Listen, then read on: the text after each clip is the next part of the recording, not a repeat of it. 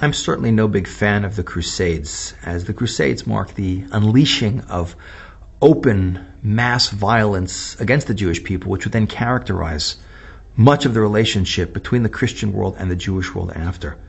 But there's a big misconception about the Crusades in general, not so much as it has to do with the Jewish people.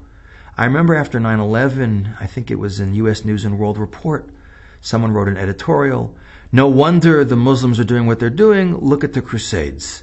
And the reality is it's not true. As violent as the Crusades were towards the Jews, the Crusades were largely a reaction to two things. One was the destruction of the Church of the Holy Sepulchre in Jerusalem, which was, of course, rebuilt by the Muslims.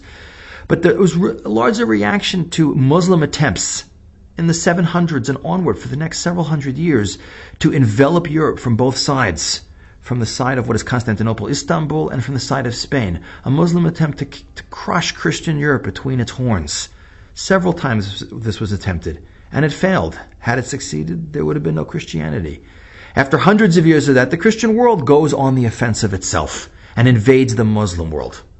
And what you had 1,000 years ago was an interesting balance of basically fundamentalist Christians, not in the sense we use fundamentalists today, but very religious Christian world of Europe, which saw itself primarily as Christendom, whose battle cry was "God wills it" in Latin, fighting a fundamentalist Islamic world whose battle cry was "Allahu Akbar," God is great. And it was sort of a balance. Of course, we Jews were stuck in the middle of this with some very negative consequences, but it was sort of a balance of religious ideological war. If we jump ahead today, however, we see, and there's great lessons we can learn from the past. Today, the Islamic world, by the way, is very much stuck in the exact same place it was 1,000 years ago. It hasn't gone through the industrialization, the modernization, the liberalization, the democratization. It's still deeply religious and arguably even more fundamentally religious than it was a number of generations ago. And now with the rebirth of radical Islam, you have modern Muslim crusaders of their own kind screaming "Allahu Akbar," suicide bombers attacking Israel, attacking the West, 9/11.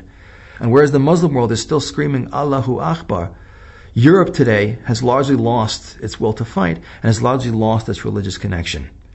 And it's not that I'm certainly not calling for a new crusade, but certainly it would probably be a more stable world if we had a little more balance on both ends and a little more, not a lot more, but a little more of what we had in the world going back 1,000 years ago.